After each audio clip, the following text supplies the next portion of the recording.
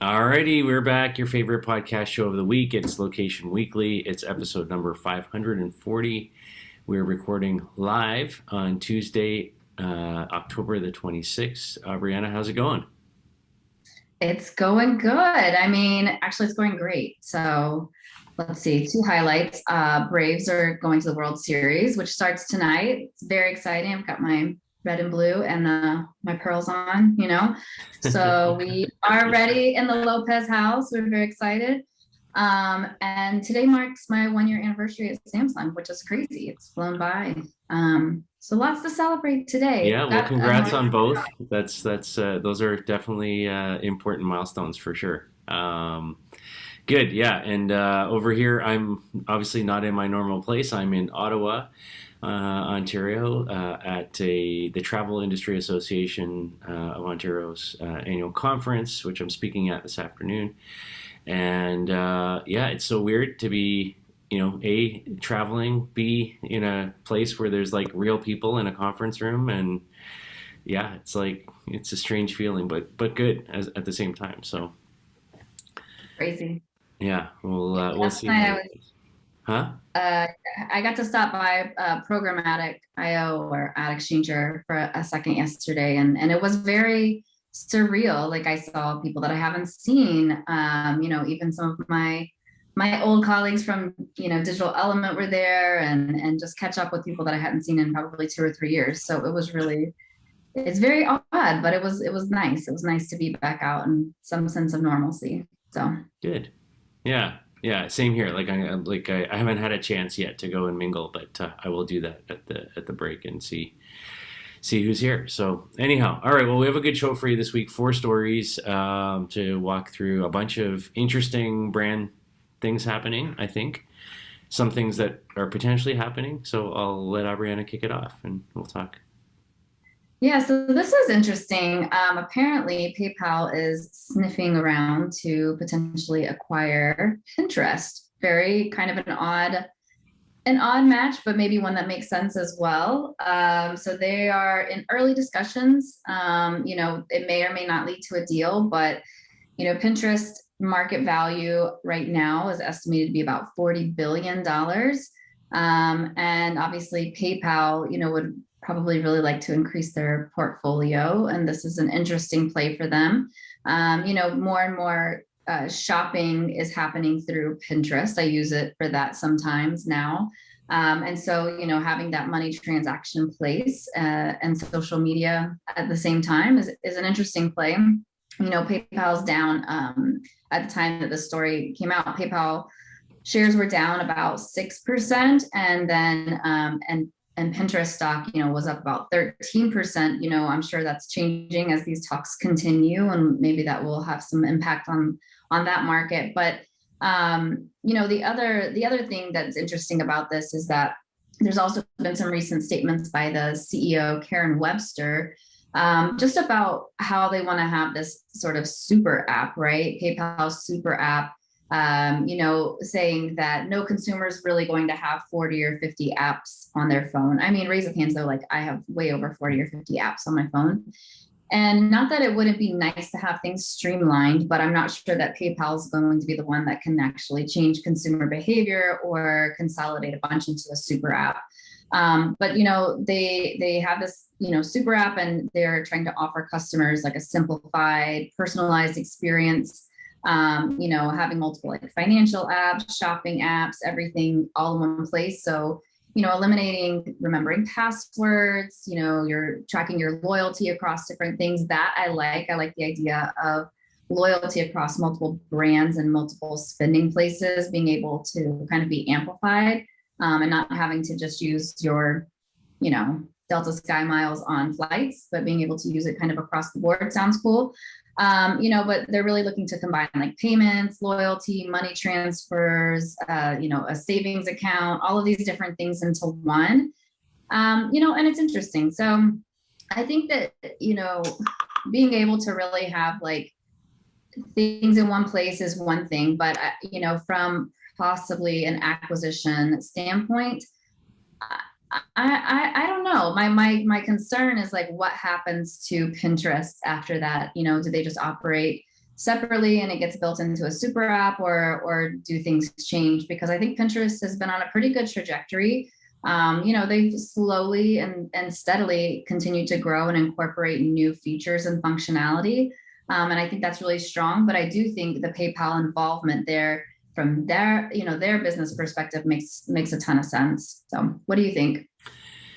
I think it's an interesting discussion, right? And I read subsequently in the last couple of days that they seem to be sort of backing down right now on this. And like, it's not dead, but they're like, yeah, we think it's interesting, but, maybe now is not the right time. Maybe, we kind of revisit this. But it seems like, they're trying to sort of slow down the share price kind of, from dropping too fast here.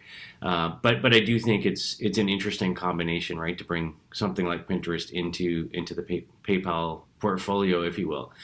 Yeah, I mean, super apps, sure. I think there's something to be said about kind of bringing payments and loyalty and all those things together under one banner. Um, but I'm like, Pinterest is something, to me that sort of should live on its own, right? I don't have a problem with it being owned by PayPal or leveraging, user bases across multiple platforms or things like that. But to me, it's the kind of thing it needs to sort of stay on its own. It's got a great brand. It's got a great, growing user base. The other thing I like about Pinterest is that they've done a really good job on the local side of things. So they're, if you talk to any of their country managers or regional type of people, like they really dig into the data in terms of what people are interested in, what people are pinning in different countries, in different cities, in different, like, so they really segment their data well from a geo point of view. And I think that's interesting.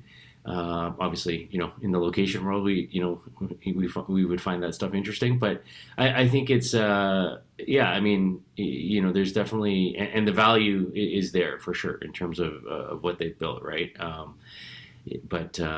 Yeah, I can see it as a combination of bringing it inside of the PayPal portfolio, but I don't.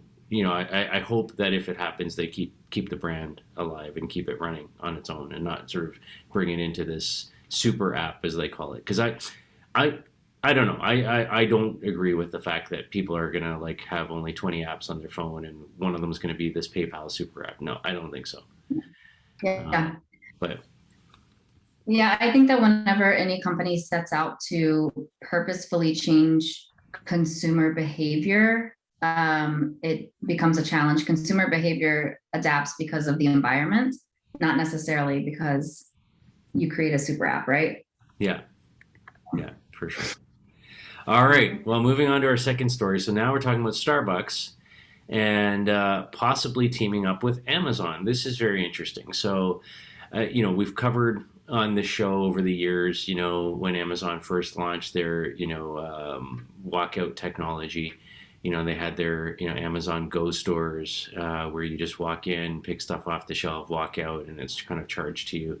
And they built all this kind of technology and expertise around sort of this cashierless store.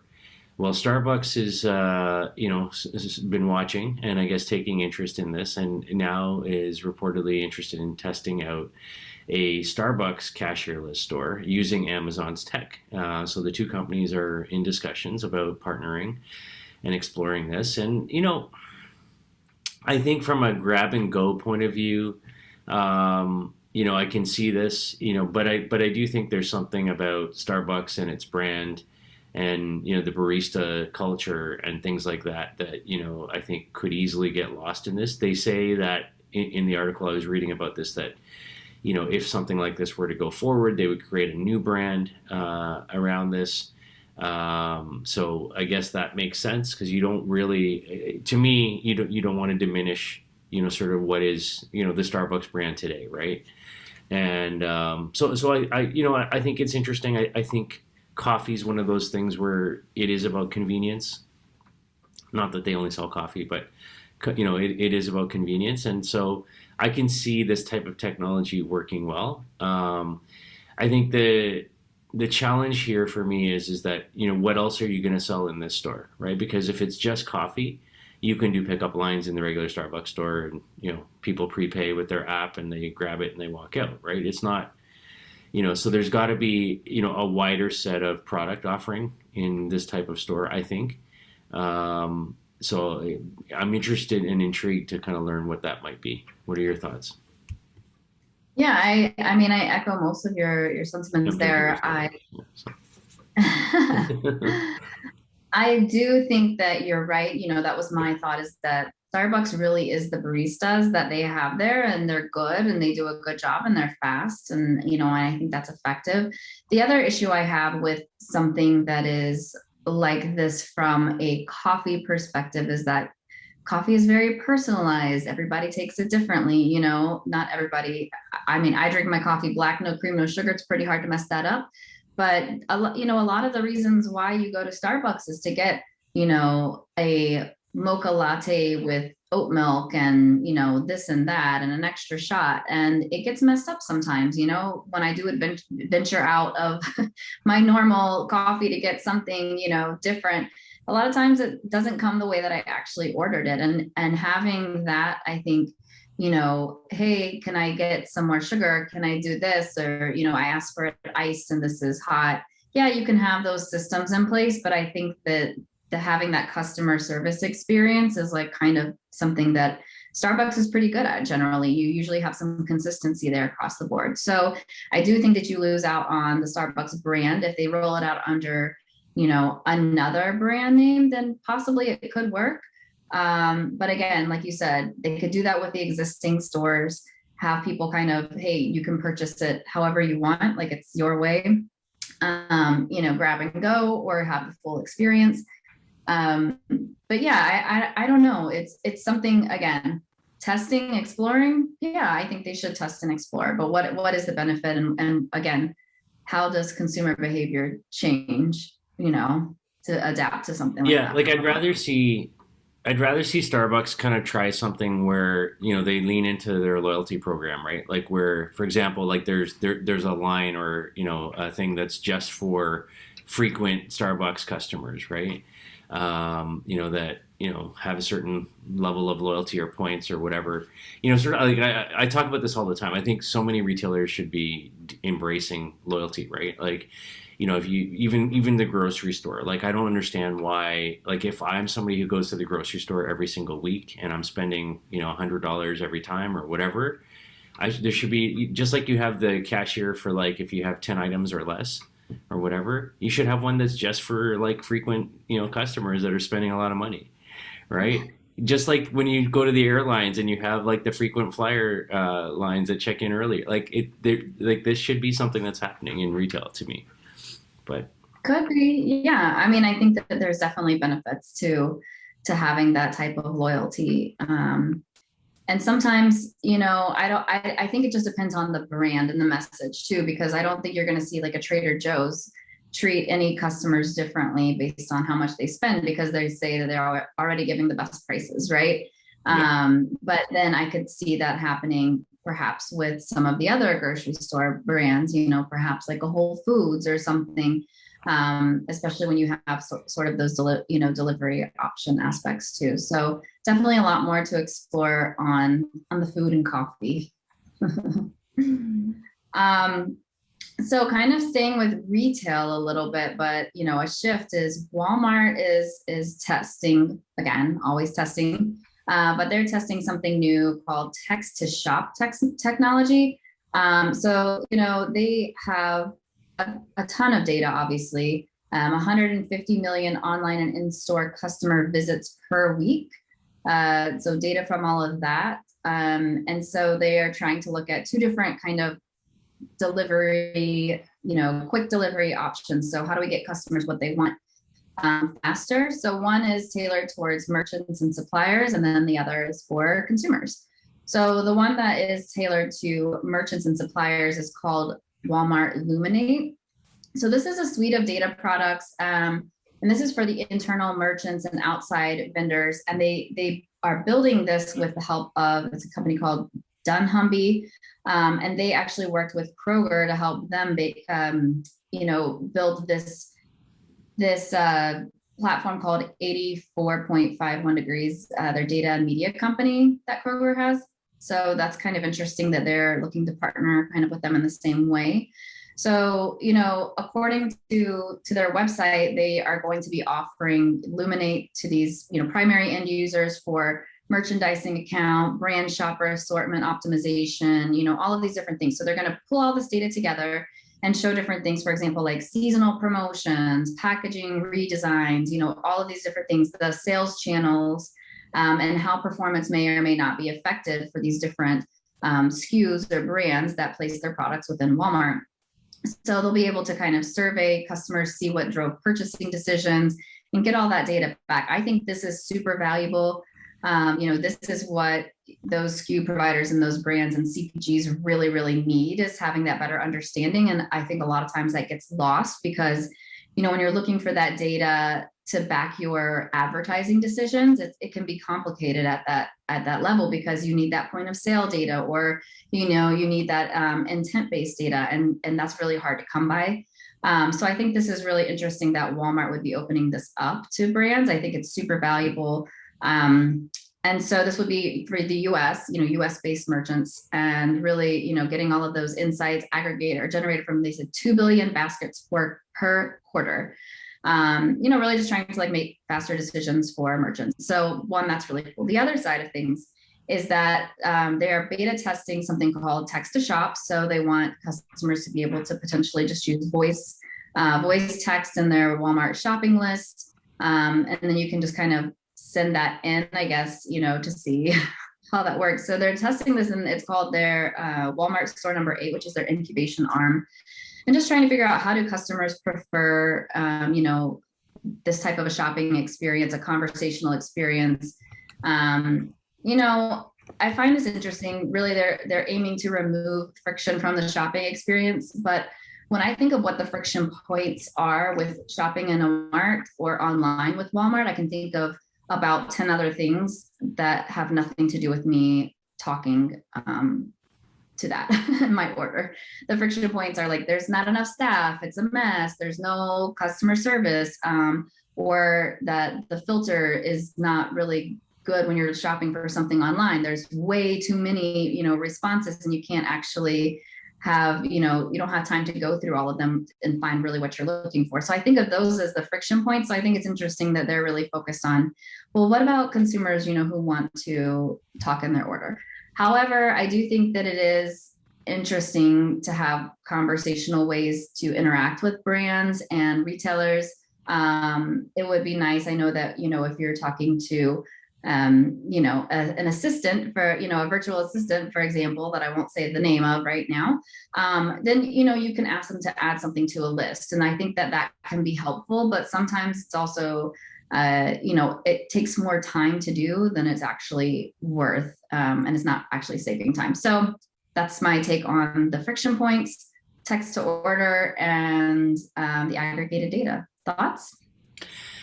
Yeah, so starting with the aggregated data, I think this is exactly the kind of thing that, companies like Walmart need to be doing. I mean, we've talked the last couple of weeks about a number of other retailers that are starting to sort of figure out ways to, bring their data together in a meaningful way, and then look for ways to monetize that data, right?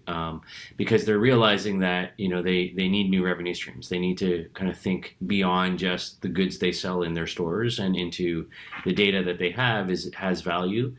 And, how do we unlock that value? How do we find, revenue from it? Whether that's, we get into the advertising business, like we talked about the other week, or, we're just licensing data, to other organizations. So I'm all over that. And I think, Walmart obviously, has a ton of data, as does Kroger and many others. And so, finding ways to sort of unlock that, I think is critical. So I'm all in on where they're going with that. As far as the text service, it's I'm kind of less excited about that. I think a number of organizations have tried this over the years. I think it's the kind of thing where, if they can build some sort of exclusive offer into it that's being broadcast on text, and people are looking for, that savings, or that, something that's going to trigger, an engagement on there, then I can see it working. Like there's a number of retailers here in Canada that over the years I've shopped at, or clothing retailers or such, and they a lot of them have these things where you go in and they say sign up to our text service, and you'll save 10% on your purchases today, just for signing up, kind of thing. And so I've done a couple of those just to try them out and see how they work. But now, like, you're on it and you're getting like these text messages with these offers, or here's the special that's going on in the store. Like, they're sending you a couple of these every month, and so and most of the time I like ignore it, and every once in a while I'm like, okay, that's actually something I'm interested in, so I'll go in and I'll take advantage of that. So I think it's from a friction point of view, it's like, I don't know, is there that much friction there?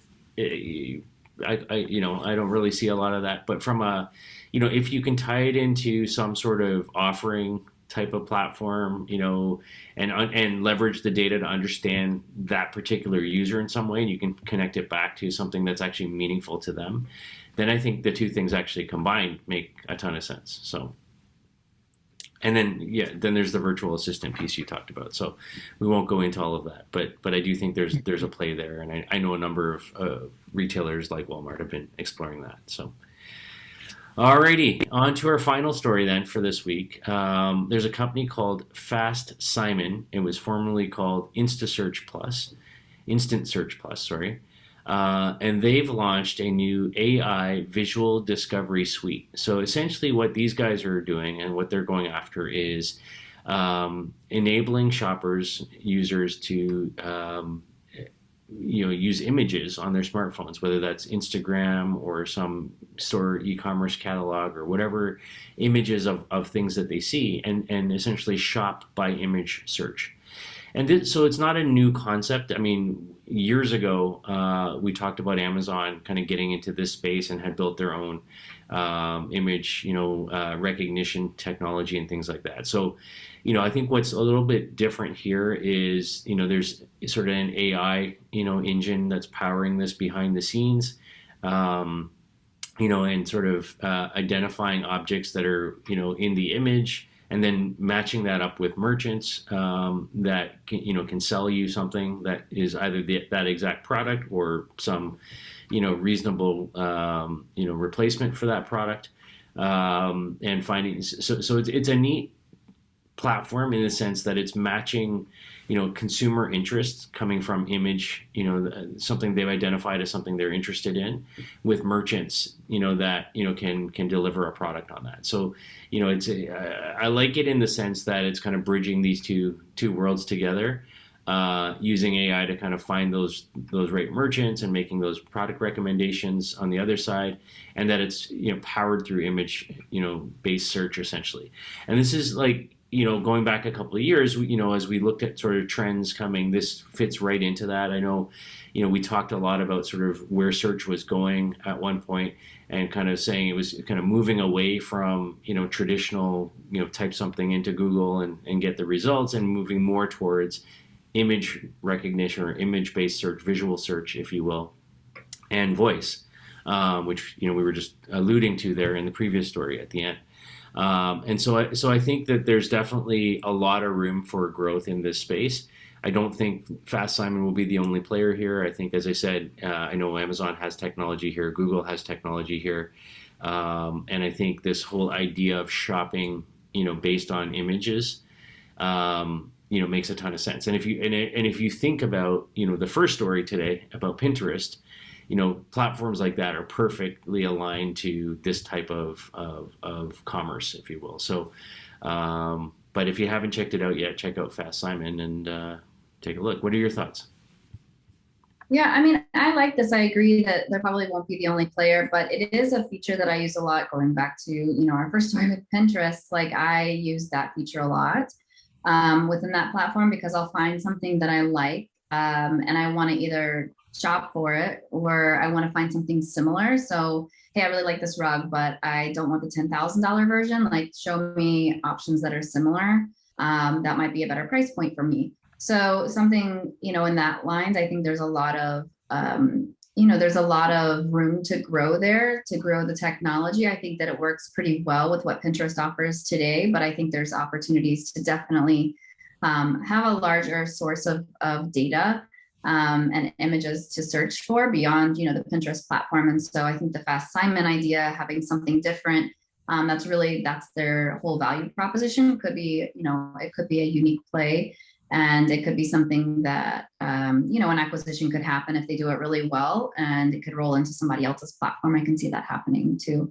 But I do think that image search is going to continue to grow and be important. I do believe that, as humans, like, the visual memory of something that we have is always really strong, and sometimes it's hard to find what you're looking for just through one platform. So being able to have some opportunities to connect with consumers with more of what they're actually looking for is a great value proposition that opens up a lot of monetization opportunities as well.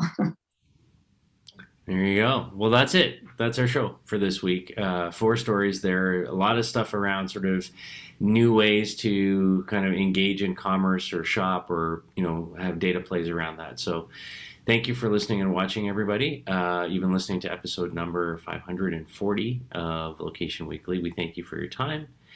Please reach out if you have story ideas or feedback. We always love to hear that stuff. And we'll be back next week with another show. So have a great week, everybody. Talk to you soon. Bye. Bye.